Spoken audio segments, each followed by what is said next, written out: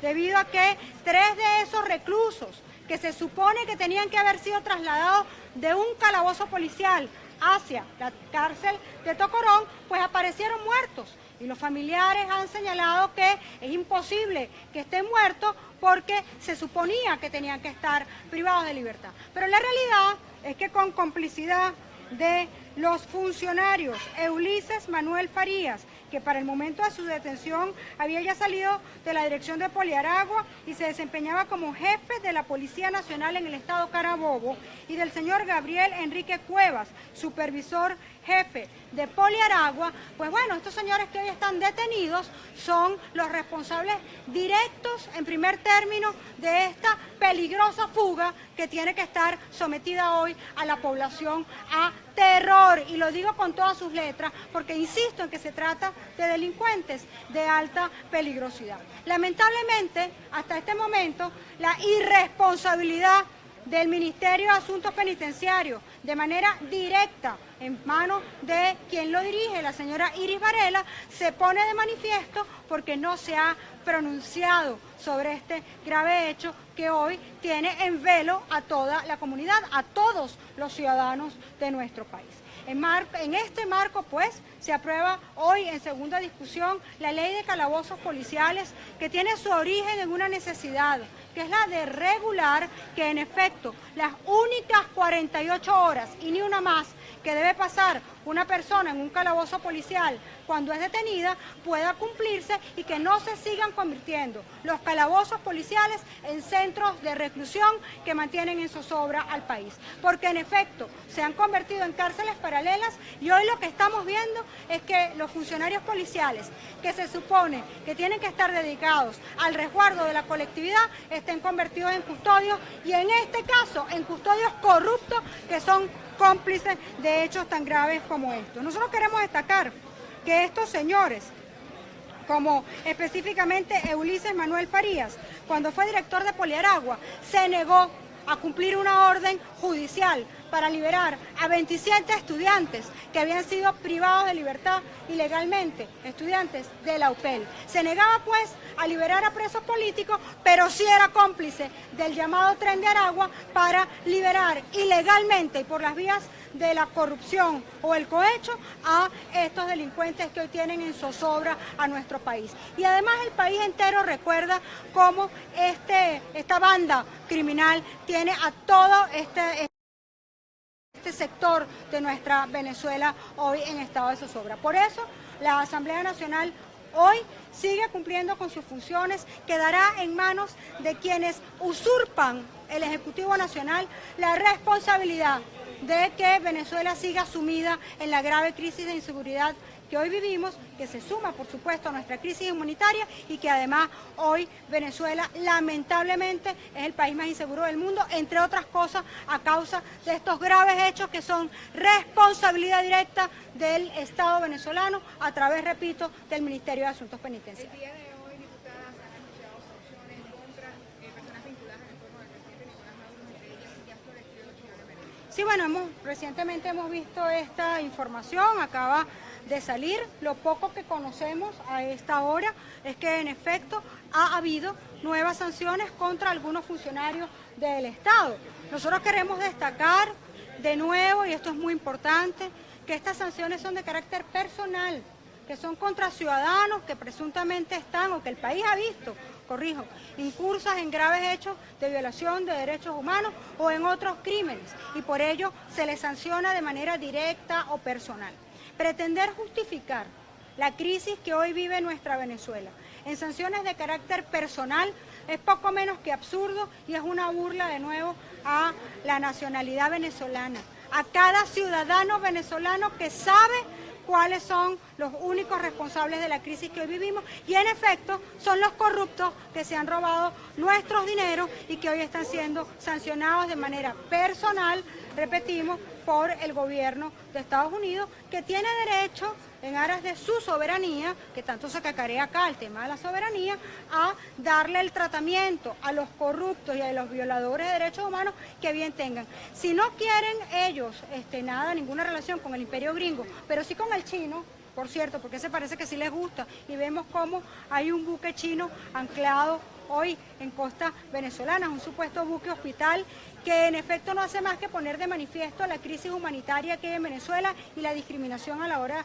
de atender la crisis humanitaria, y sobre el que en lo particular tenemos graves dudas sobre cuál es la condición real en la cual está ese buque en nuestra Venezuela. Pues bueno, si no quieren no les gusta el imperio norteamericano, pero si el chino, entonces no le deberían molestar estas sanciones, porque en efecto son ejercicio de la soberanía y repetimos, no afectan a los venezolanos en lo más mínimo, ni tampoco afectan la economía nacional. También para conocer, por favor, su opinión con respecto a esta introducción que harán distintos países en la Corte Penal Internacional para que se inicien estas investigaciones por delitos de lesa humanidad.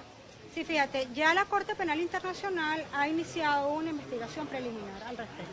Esto ha sido anunciado por la fiscal de la Corte Penal Internacional, la señora Fatou Bensouda, quien ha señalado que por tener conocimiento de graves crímenes de derechos humanos que se han cometido en nuestra Venezuela, ha abierto una investigación preliminar.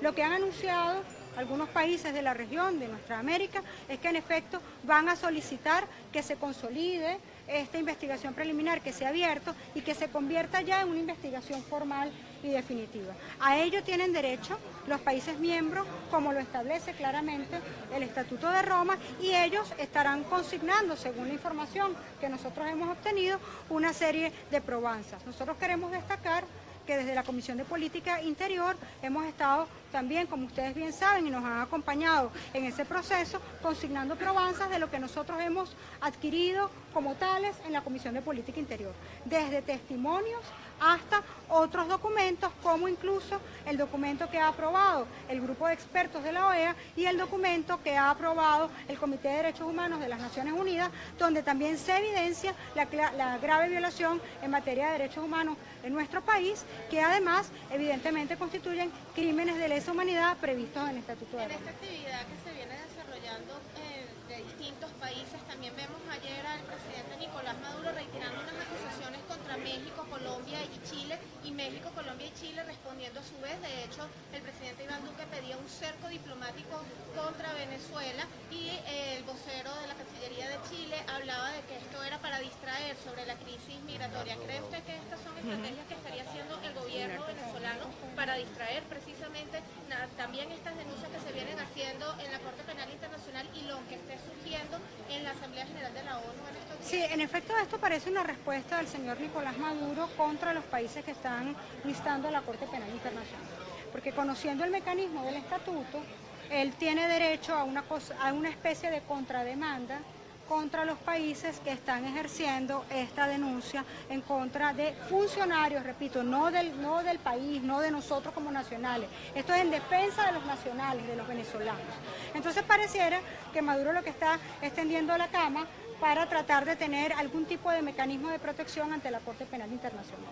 Y además, evidentemente, atacar a gobiernos como el gobierno chileno, que ha sido solidario en materia de derechos humanos y donde está en situación de huésped el ex vicepresidente de la Asamblea Nacional, el diputado Freddy Guevara, pues pareciera que esto no tiene más que un efecto, o pretende tener no más que un efecto mediático que quiere subirle el volumen al señor Maduro a este tema y no al núcleo del asunto, que es la denuncia que en contra de funcionarios del Estado por violación de derechos humanos harán algunos países el día de hoy. La movilización de tropas que se viene realizando en Táchira y que fue informada por la red incluso de los Andes.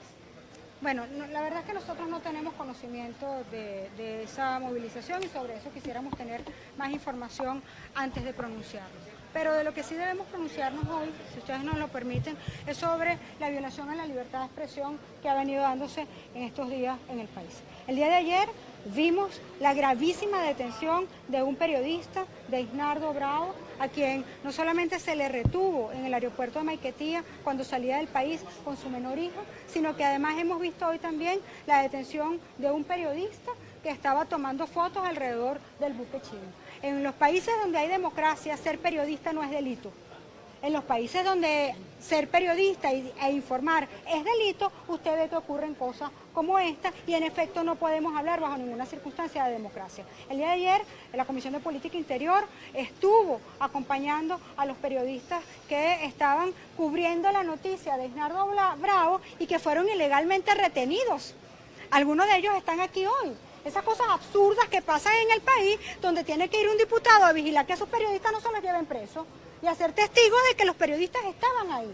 Yo quiero no solamente expresar nuestra solidaridad, y ustedes saben que la tienen y que siempre vamos a estar ahí, sino agradecerles como venezolana, como ciudadana, la valentía de ustedes, que los vimos, que hemos estado con ustedes y que les agradezco como venezolana, como mamá, que ustedes sigan informando y sigan con sus cámaras encendidas y con sus micrófonos encendidos a pesar de las amenazas que sufren todos los días. Diputada, con respecto al buque chino, ¿tienen previsto la Comisión de Política Interior visitar esa zona para ver qué personas están llegando y qué se está atendiendo? Fíjate, con el tema del buque chino, nosotros ustedes nos conocen bien ya después de tantos años.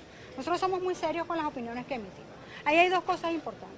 Si eso en efecto es un buque hospital, con base en lo que establecen los convenios de Ginebra, ellos pueden estar acá. Ahora, lo que no se puede es discriminar a quien se atiende, porque el que tiene una necesidad médica, pues tiene derecho a la atención del Estado, y en el caso de Venezuela, con o sin carnet de la patria, con o sin cédula de identidad, todos tenemos derecho a la salud.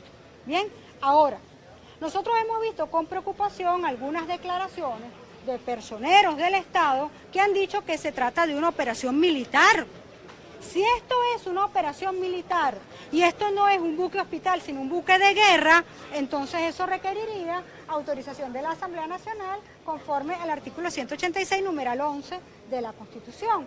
Si es, en todo caso, un buque hospital y tienen armas, porque evidentemente tienen que tenerlas para resguardarlas, se trata de un buque que ha atravesado desde China hasta Venezuela, esas armas no pueden salir del buque y tienen que estar destinadas exclusivamente al resguardo de las instalaciones de ese naviero, pues, que está allí supuestamente cumpliendo una función que, insistimos, no puede ser discriminatoria y que además no es más que el reconocimiento de lo que ha venido negando el régimen, que es la existencia de una crisis humanitaria terrible en Venezuela, y nosotros aprovechamos esto para exigir que se permita la ayuda humanitaria en el país, una ayuda humanitaria que quiere dar buena parte del mundo y que quiere darla además sin ningún tipo de discriminación ni sin ningún tipo de discriminación por razones de colores partidistas o políticos, sino que lo único que se requiere es que usted sea un venezolano con necesidad de atención médica. Diputada, a propósito del caso de Isnardo Bravo, la Comisión de Política Interior va a investigar esta lista silenciosa de la que habló la de Jacim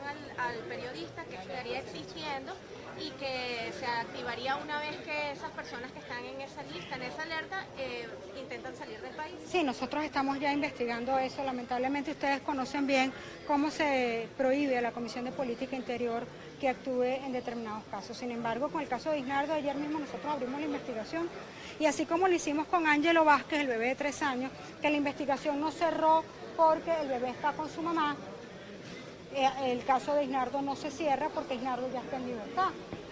Bien, eran declaraciones de la diputada Delsa Solorzano. En el día de hoy se realizará la sesión ordinaria de la Asamblea Nacional. 3 puntos en la agenda del orden del día. El primero, un debate sobre la crisis educativa. El segundo, sobre la ley de proyectos de calabozo. Y el tercero es un proyecto de acuerdo a la ilegalidad de asignación de actividades primarias en la explotación en el país. Vamos a estar muy pendientes acá. Nosotros vamos a ingresar a la sesión ordinaria de este martes. No se aparte de nuestra programación. Desde Caracas, Venezuela, Ana Rodríguez Brazón para BPI TV.